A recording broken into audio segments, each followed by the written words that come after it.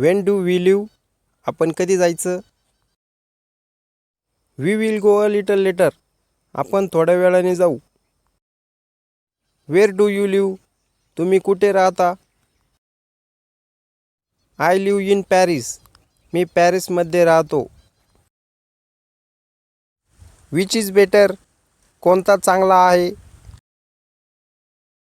It's the better. हे चांगले आहे.